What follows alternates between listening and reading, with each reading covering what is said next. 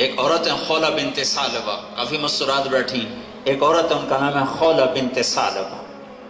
ان کے خامن نے ان کو طلاق دی تھی، طلاق تھی جاہلیت کی، جس کا لفظ ہوتا تھا انتی علیہ کا ظہر امی، تو میرے لیے میری ماں کی طرح ہے۔ تو اس پر جو طلاق پڑتی تھی وہ ایسی طلاق ہوتی تھی کہ کسی طرح بھی رجوع نہیں ہو سکتا تھا۔ 3 طلاق میں تو رجوع ہے کہ کہیں اور شادی ہو جائے، پھر وہاں سے طلاق ہو جائے، پھر دوبارہ شادی ہو جائے، لیکن اس طلاق میں ہمیشہ کے لیے وہ عورت اس مرد اور وہ مرد اس عورت کے لیے حرام ہو جاتا تھا، اور شریعت میں ابھی کوئی فیصلہ آیا نہیں تھا، اور جو عرب میں دستور تھا اسی پر کام چل رہا تھا۔ تو اوس بن مالک رضی اللہ تعالیٰ عنہ نے خولہ بنت ثعلبہ سے کہہ دیا تو میرے لیے میری ماں کی طرح۔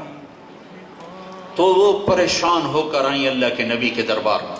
اللہ کے نبی گھر میں تھے، حضرت عائشہ کنگھی کر رہی تھی، یا رسول اللہ ان زوجی اوس ظاہر منی فما تقول، یا رسول اللہ میرے خامن اوس نے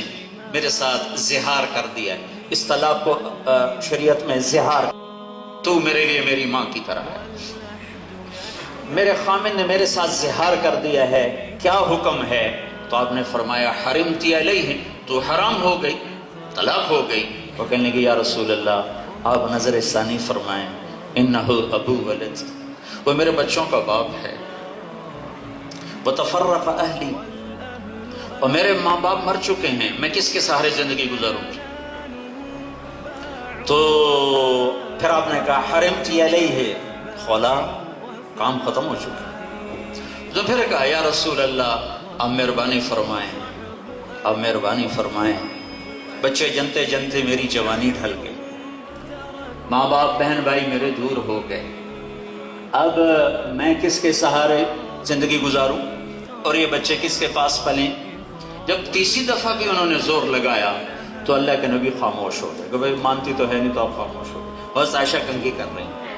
جب اس نے دیکھا کہ اللہ کے نبی نہیں جواب دے رہے، آئے آئے اچھا آپ نہیں سنتے ہیں، میں آپ کے رب کو سناتی ہوں۔ بہت نہیں ہوں ہاتھ اٹھائے،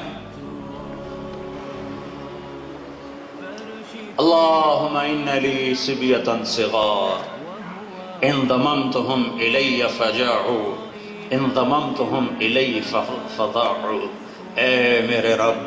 میرے چھوٹے چھوٹے بچے ہیں، میں اپنے پاس رکھوں تو روٹی کہاں سے کھلاؤں، اور اوس کے پاس رکھوں تو تربیت کون کرے گا؟ تربیت تو ماں کرتی ہے۔ اے میرے رب اپنے نبی کی زبان پر میرے حق میں فیصلہ اتار، یہ نہیں کہا کہ جو تیرے ہاں ہے وہ فیصلہ اتار، اللہ کو پابند کیا یا اللہ فیصلہ میرے حق میں آنا چاہیے، میرے خلاف نہیں آنا چاہیے۔ ابھی اس کے ہاتھ نیچے نہیں آئے کہ اللہ کے نبی پر وحی طاری ہوگی، اور اس وقت آپ بالکل عجب حالت ہوتی، آنکھیں بند، ماتھا پسینہ۔ تو حضرت عائشہ نے کہا خولا خولا چپ کرو چپ کرو، وحی آ گئی وحی آ گئی۔ جب اس نے دیکھا وحی ہے تو اس نے اور زور سے رونا شروع کر دیا کہ پتہ نہیں میرے حق میں ہے یا میرے خلاف ہے۔ جب وحی ختم ہوئی تو آپ نے آنکھیں کھولی تو آپ ہنس مسکرا پڑے، کہا خولا مبارک ہو، اللہ نے تیرے حق میں فیصلہ دیا تھا،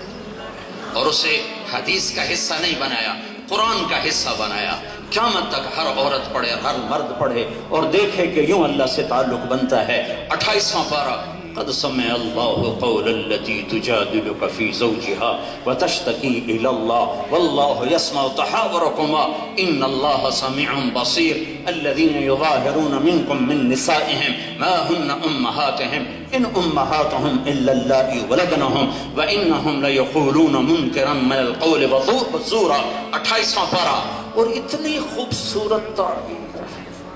قد سمع اللہ، اور خولا کو بڑی عزت دی اللہ تعالیٰ نے، التی قول التی تجادلک فی زوجها، ان کا تعارف کرانے میں اتنی لمبی سطر اتاری اللہ نے، کہا ہاں میرے محبوب قد کا لفظ بتاتا ہے،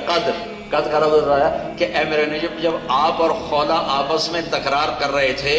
آپ انکار کر رہے تھے، وہ ہاں کروا رہی تھی، تو میں خود عدالت میں موجود تھا۔ پھر آپ نے تو سنی نا، وَتَشْتَكِي إِلَى اللَّهِ، پھر اس نے میرے سامنے دکھڑا پھولا، واللہ یسمع تحاورکما، میں آپ دونوں کے دلائل سن رہا تھا، آپ انکار پہ تھے، وہ اقرار پہ تھی، میں نے خولہ کے حق میں فیصلہ دے دیا اور اس طلاق کو باطل کر دیا، اس کا جرمانہ رکھ دیا، غلام آزاد کرو، 60 روزے رکھو یا 60 مسکینوں کو کھانا کھلاؤ، تو بیوی حلال ہو گئی۔ جب اللہ ساتھی بنتا ہے تو یوں